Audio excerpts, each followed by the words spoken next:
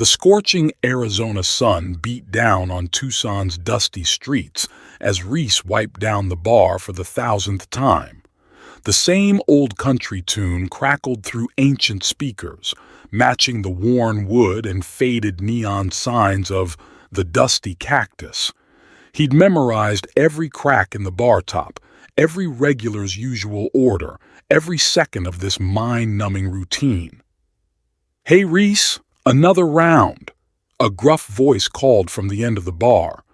Reese nodded, grabbing a pitcher. "Coming right up, Earl." As he filled the glasses, his eyes drifted to the small TV in the corner. A news anchor droned on about some new space telescope. For a moment, Reese let himself imagine what it'd be like up there among the stars, anywhere but here. "Earth to Reese," Earl's voice snapped him back. "You gonna serve those beers or just stare at 'em all night?" Reese forced a smile, delivering the drinks. "Sorry, got lost in thought." "Careful with that," Earl chuckled. "Might hurt yourself." The night dragged on, a blur of poured drinks and half-hearted small talk. As he locked up, Reese's gaze drifted to the star-filled sky. He sighed, climbing into his beat-up truck for the long drive home. Miles of empty desert stretched before him, illuminated only by his headlights and the moon above. The monotony was broken by a flash of blue in his peripheral vision.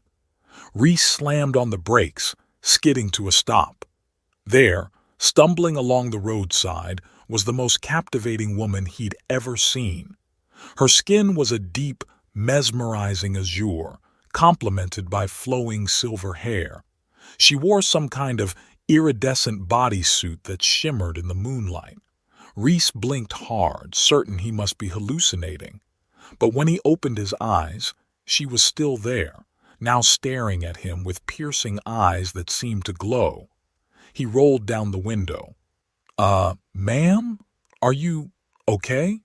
The woman approached cautiously. "You are of this world, yes? I require assistance." Her voice had a musical quality, with an accent he couldn't place.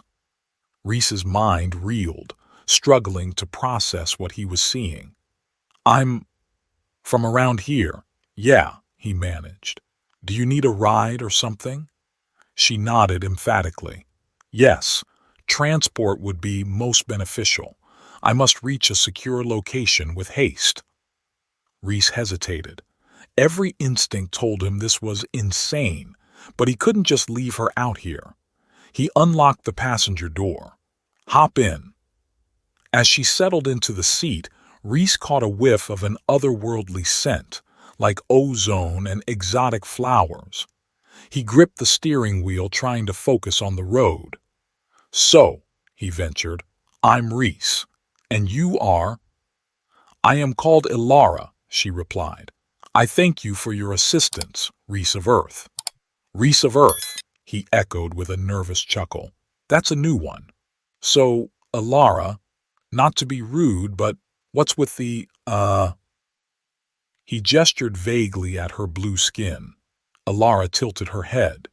"Ah, you refer to my dermal pigmentation. I forget it differs from your species. I am not of your world, Reese. I come from a planet called Eternelia." Reese nearly swerved off the road. "I'm sorry, did you say planet? As in outer space?" "Precisely," Ilara confirmed. "I have traveled a great distance to escape a grave threat. I must find sanctuary here." Reese's knuckles were white on the steering wheel. Okay. So you're an alien. A blue alien. Who needs to hide out on Earth? This is fine. Totally normal Thursday night." Ilara's brow furrowed. "You seem distressed. Is interplanetary contact not common here?" Reese barked out a laugh. "Not exactly, no. We're still arguing if aliens exist at all." "How curious," Ilara mused. "Your civilization is more isolated than I realized." They drove in silence for a moment, Reese's mind racing. Finally, he asked, "So what's this grave threat you're running from?" Ilara's expression darkened. A tyrant named Zork, from the planet Kronos. I was to be forced into a political marriage with him, to seal an unjust treaty. I fled rather than submit to such a fate. Reese whistled low. Wow, that's heavy. So what's your plan now? I, Ilara hesitated. I had not thought beyond escape. I require a place of concealment and assistance in adapting to your world. They were nearing Tucson now, the lights of the city appearing on the horizon. Reese drummed his fingers on the steering wheel, weighing his options. This was crazy, beyond crazy. But something in Ilara's eyes, a mix of determination and vulnerability, tugged at him. Look, he said slowly, I've got a spare room. It's not much, but you're welcome to crash there while you figure things out. Ilara's face lit up. Truly? You would offer such kindness to a stranger? Reese shrugged, trying to play it cool. Well, can't exactly leave a space princess on the street, can I? I am in your debt, Reese of Earth, Ilara said solemnly. Then her eyes widened. But wait, will this not draw suspicion? An unmarried male and female cohabitating? It's the 21st century. People don't care that much anymore. Ilara nodded thoughtfully. I see. Still, to better avoid detection, perhaps we should present ourselves as a mated pair. Reese nearly choked. You mean like married? Is that not the Earth term? Yes, we could claim to be newlywed. It would explain my unfamiliarity with local customs. Reese's mind reeled at the absurdity of it all. Here he was, concocting a fake marriage with an honest-to-God alien princess. It was like something out of a bad sci-fi novel, and yet a part of him thrilled at the idea. After years of monotony, his life had suddenly become the adventure he'd always dreamed of. You know what? He grinned. Why the hell not? Let's do it. As they entered the city limits, Reese glanced at Ilara. We should probably get you some clothes that blend in a bit more, and maybe a hat or something to cover your hair. Ilara nodded. Yes, camouflage would be wise, though I admit I find Earth fashions rather perplexing. Why do you insist on covering so much of your bodies? Reese chuckled. Trust me, with some of the people around here, you should be glad for that custom. They stopped at an all-night convenience store. Reese grabbed a hoodie, sweatpants, and a baseball cap, tossing them to Ilara. Here, try these on in the bathroom. I'll grab some other supplies. When Ilara emerged, Reese had to stifle a laugh. The clothes were comically oversized on her slender frame, and she'd put the hat on backwards, but at least the blue skin was mostly covered. How do I appear? Ilara asked, attempting to strike a casual pose. Do I blend seamlessly with your populace? Reese grinned. You look like a college kid who raided their dad's closet. It's perfect. As they approached the checkout, the bleary-eyed cashier barely glanced up from his phone. Reese breathed a sigh of relief until Ilara spoke. Greetings, fellow Earth dweller, she announced. We require these goods for completely normal, non-suspicious purposes. The cashier blinked slowly, looking between them. Reese jumped in. Don't mind her, she's, doing a theater thing. Method acting, you know? Whatever, man, the cashier mumbled, ringing them up. Back in the truck, Reese turned to Ilara. Okay, first lesson in blending in. Less is more. Just act natural. Ilara nodded seriously. I shall endeavor to be more chill. Reese couldn't help but laugh. Well, it's a start. As they pulled up to his small house on the outskirts of town, reality began to sink in. He was harboring an alien fugitive. If anyone found out... Hey, Ilara, he said softly. You know this is pretty risky for me too, right? If the wrong people discover you're here... Ilara placed a hand on his arm, sending a jolt through him. I understand the danger I place you in, Reese. I swear by the moons of Eternelia, I will do all in my power to protect you as you have protected me. Their eyes met, and for a moment Reese forgot how to breathe. There was something in Ilara's gaze, ancient wisdom mixed with childlike wonder, that captivated him completely. He cleared his throat. Right.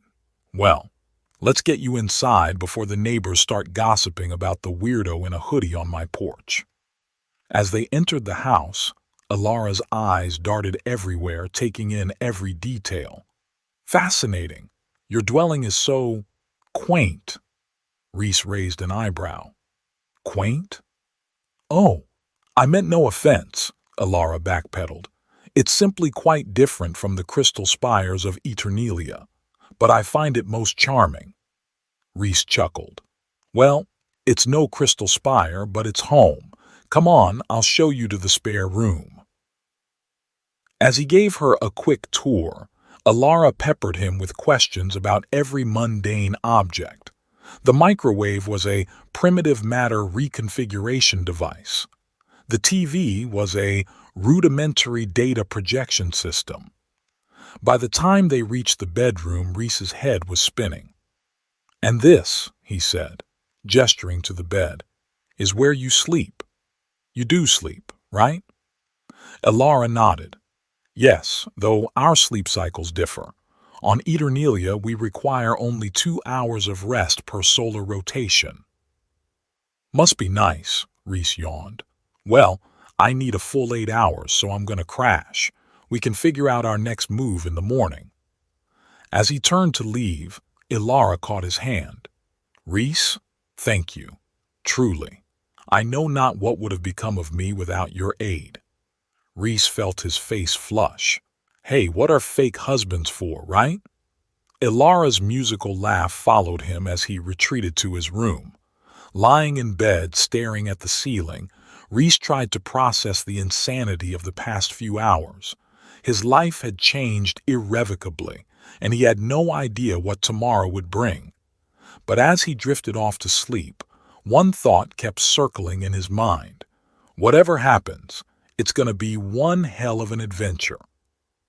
The Arizona sun had barely crept over the horizon when Reese's alarm blared.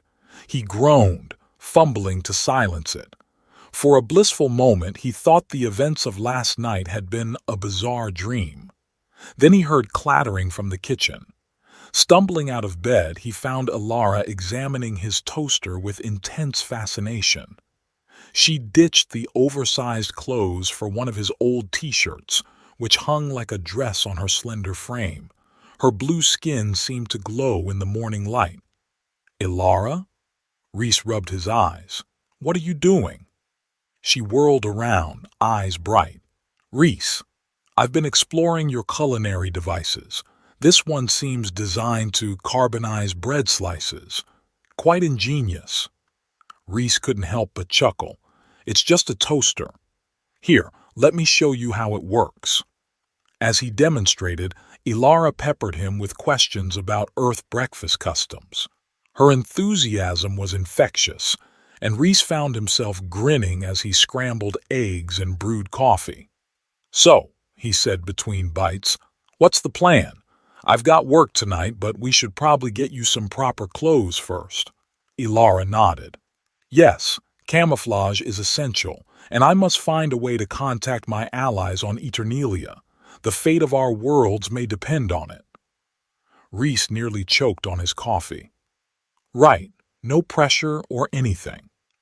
They spent the morning at a thrift store, with Reese trying to steer Ilara towards inconspicuous outfits. She gravitated towards the most colorful, outlandish items, delighting in each new discovery. Ooh, Reese, what about this? She emerged from the dressing room in a neon green jumpsuit and cowboy hat. Reese stifled a laugh. Maybe something a little more subtle?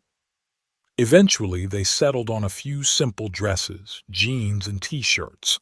Ilara insisted on keeping the cowboy hat, much to Reese's amusement. As they walked back to the truck, Reese noticed a sleek black car parked across the street. Two men in dark suits watched them intently. "Ilara," he muttered, "don't look now, but I think we're being watched." Her posture stiffened. "Describe them." "Uh, generic men in black types, sunglasses, earpieces, not exactly blending in." Ilara's voice was tense. "They could be Chronosian agents. We must leave immediately." They quickened their pace, climbing into the truck. As Reese pulled away, he saw the black car start its engine. "Shit," he cursed. "They're following us." "Take evasive action," Ilara commanded. "I've studied your planet's vehicular pursuit techniques." Reese raised an eyebrow. "You mean you've watched action movies? Is that not accurate training?" He laughed despite the tension. "Not exactly. Hang on tight." Reese weaved through traffic, taking sharp turns down side streets. The black car stayed on their tail, gaining ground. "Any other bright ideas?" Reese asked, knuckles white on the steering wheel. Ilara's eyes darted around the cab. "Your communication device, can it interface with your city's infrastructure?" "My phone? I mean, I can look up traffic info, but—" "Perfect. Hand it to me." Reese passed over his smartphone. Ilara's fingers flew across the screen, faster than he thought possible. Suddenly, every traffic light ahead of them turned green, while red lights stopped their pursuers. "Holy shit," Reese breathed. "How did you—" "I simply optimized your primitive traffic control algorithms," Ilara said casually. "Now, head for the outskirts of the city. We need a secure location to strategize." They ended up at an abandoned gas station miles from town. As the dust settled around them, Reese turned to Ilara. "Okay, I think it's time you filled me in on what exactly is going on." Ilara sighed, her shoulders sagging. "You're right. You deserve the full truth." She took a deep breath. "My home world, Eternelia, has been locked in a cold war with Kronos for generations. My arranged marriage to Zork was meant to seal a peace treaty." Reese's brow furrowed. "But you ran away." "Because the treaty was a sham," Ilara's eyes flashed. "Zork never intended to honor it. He plans to use me to gain access to Eternelia's defenses, then launch a full-scale invasion." "Jesus," Reese muttered. "And now his goons are after you here?" Ilara nodded grimly. "It seems they've traced my quantum signature to your planet. We must contact my allies on Eternelia and warn them of Zork's treachery." Reese ran a hand through his hair. "Okay, but how? It's not like we have intergalactic cell service." A sly smile played on Ilara's lips. "Perhaps not, but your planet's primitive communication arrays can be repurposed."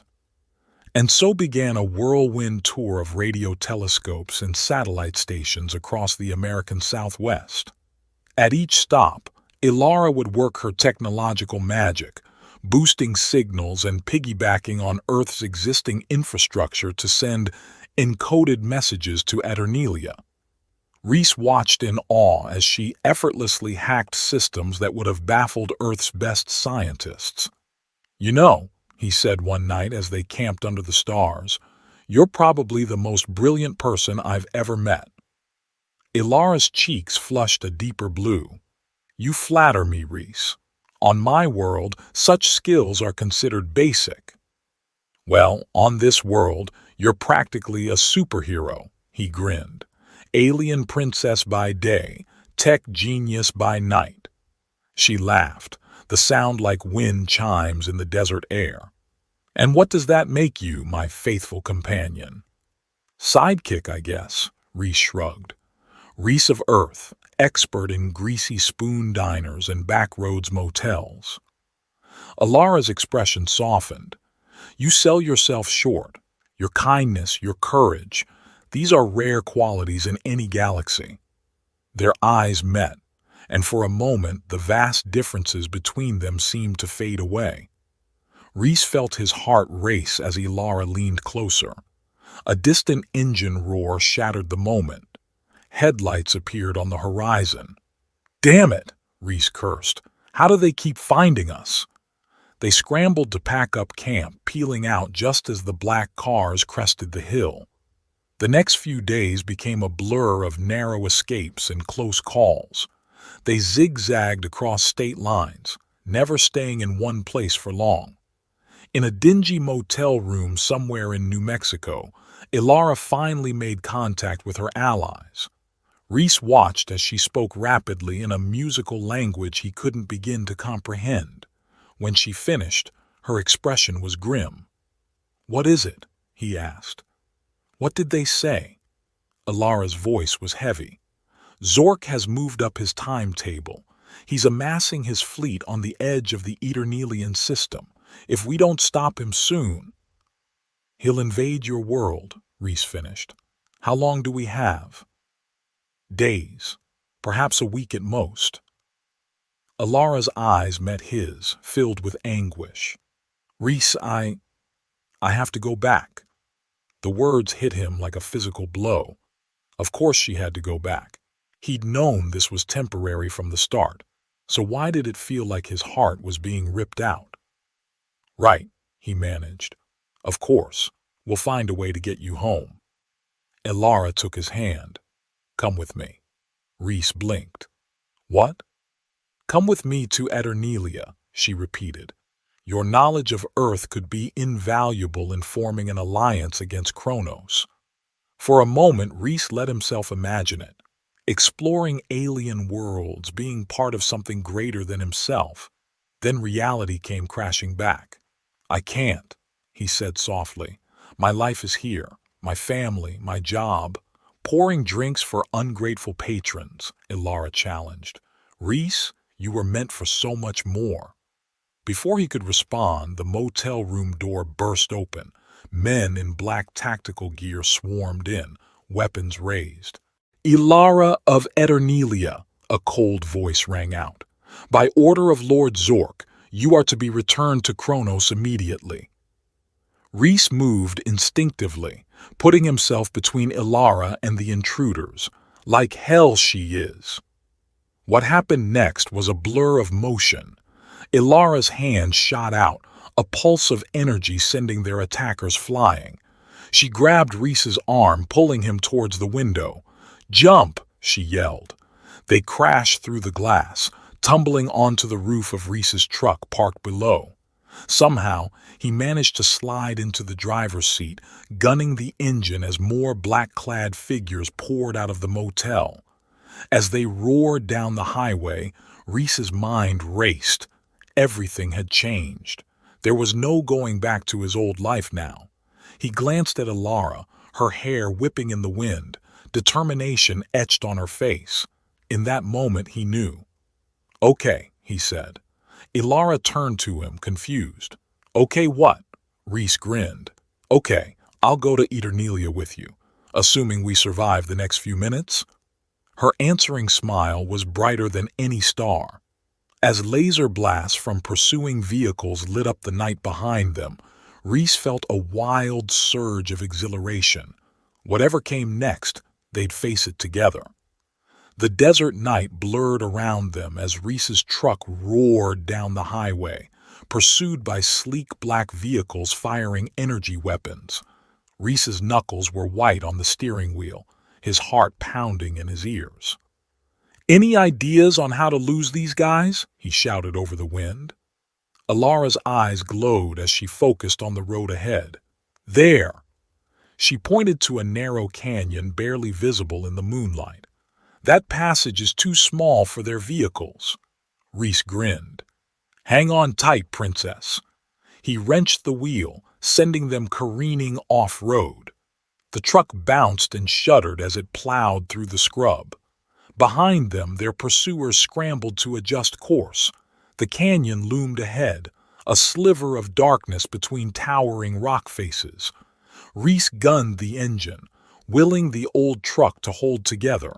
They shot into the narrow passage with inches to spare, paint scraping off the sides.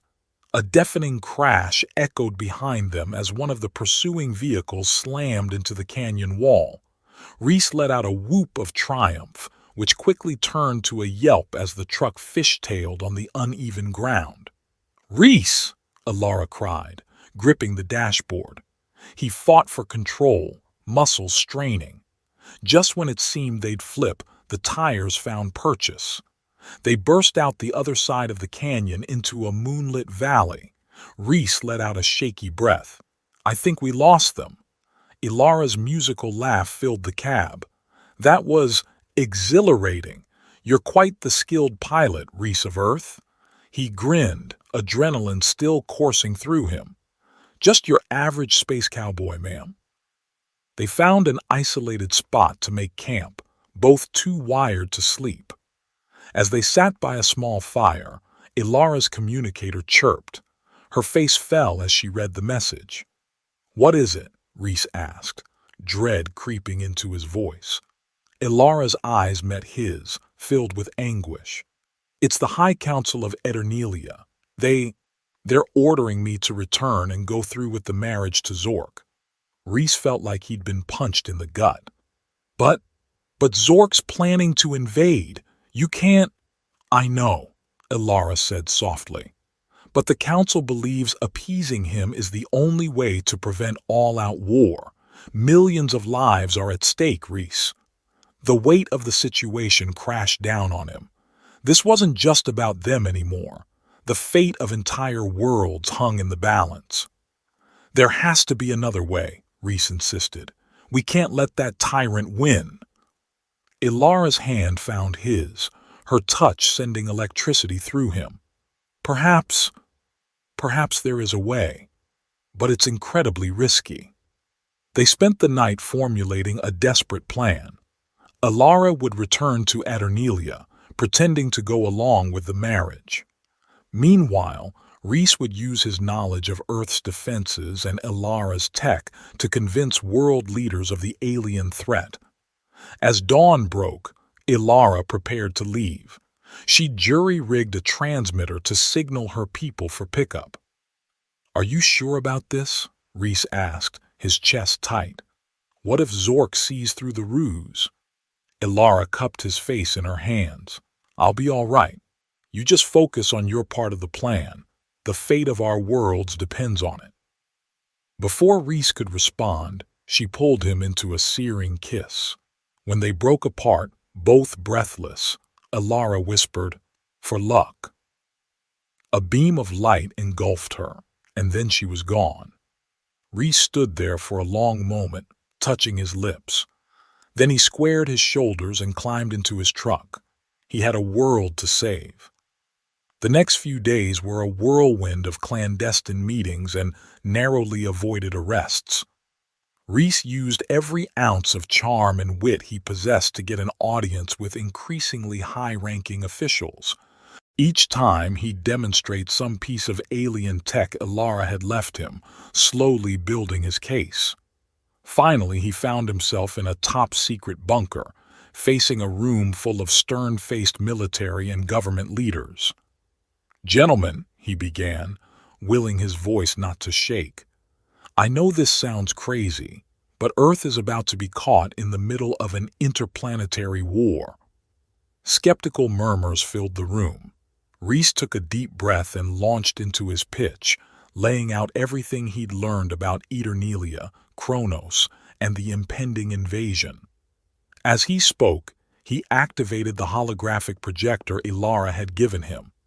The room gasped as star systems and alien fleets sprang to life before their eyes. "Holy shit," one general breathed. "It's all real." "We need to act fast," Reese pressed. "Zork's wedding to Princess Ilara is in less than 48 hours. Once that happens, he'll have access to Eternelia's defenses. Earth will be next." The room erupted in frantic discussion. Finally, the president turned to Reese. "What do you propose we do, son?" Reese grinned. "Well, sir, I've got a crazy idea. Light years away, Alara stood before a gilded mirror, a vision in shimmering fabric that seemed to capture starlight itself. Attendants fussed over her hair and makeup, preparing her for the wedding that would seal the fate of worlds. Her eyes met her reflections, and she allowed herself a small, determined smile. Just a little longer, she thought. Hold on, Reese. The door burst open, and a flustered official rushed in. Your Highness, we've received an urgent transmission from Earth. Alara's heart leapt. Patch it through immediately. The official's pad projected a hologram, and suddenly Reese's face filled the room. He looked haggard but triumphant. Alara, I hope I'm not too late for the party. She laughed, relief washing over her. Cutting it rather close, aren't you? Reese's grin widened. Well, you know me. I like to make an entrance. Listen, I've got some friends here who'd like a word with the happy couple. The hologram panned out, revealing a room full of Earth's most powerful leaders. The president stepped forward. Princess Ilara, Lord Zork, people of Eternelia and Kronos. On behalf of the people of Earth, we formally request to join these peace negotiations. Gasps and exclamations filled the room. Ilara fought to keep her expression neutral, even as triumph surged within her. It was working. This is outrageous. Zork's voice boomed from somewhere off-screen. These primitives have no place in galactic affairs. The president's eyes narrowed. With all due respect, Lord Zork, we have evidence of your plans to invade not just Eternelia, but Earth as well. We're prepared to share this information with all parties unless you agree to new, transparent negotiations. Chaos erupted. Eternelian officials demanded to see the evidence.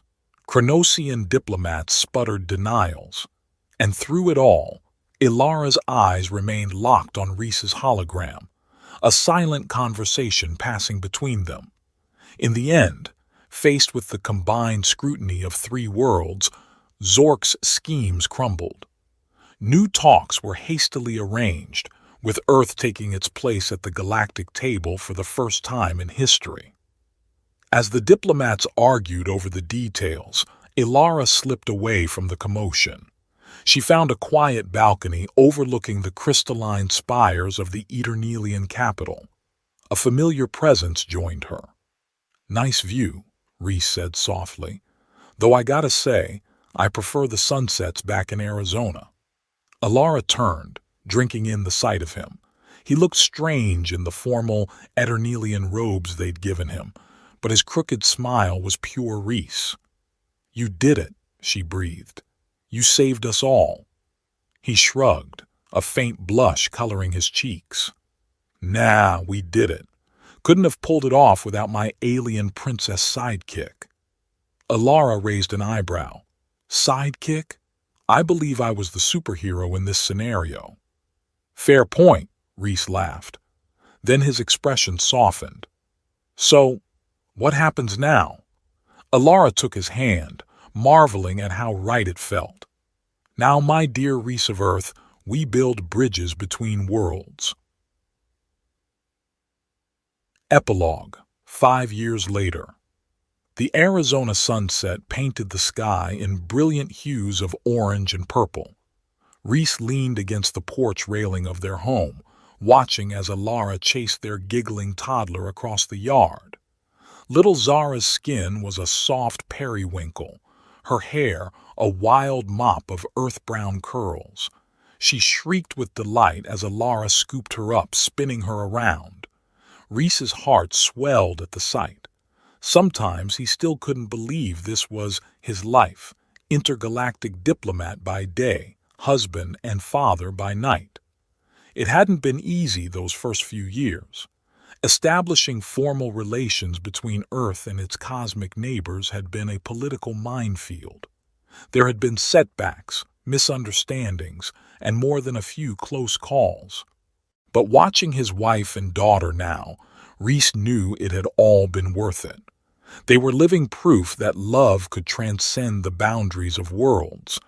Alara caught his eye and smiled that smile that still made his heart race. She whispered something to Zara, who immediately turned and toddled towards Reese as fast as her little legs would carry her. "Daddy!" she squealed. "Up!" Reese scooped her into his arms, peppering her face with kisses as she giggled. Alara joined them on the porch, wrapping an arm around his waist. "Thinking deep thoughts, my love?" she asked. Reese grinned. "Nah, just appreciating the view. Though I gotta say, even Eternelia's crystal spires have nothing on this." Alara's musical laugh joined Zara's giggles. As the first stars began to twinkle overhead, Reese held his family close. Whatever challenges the universe had in store, they'd face them together, one sunset at a time.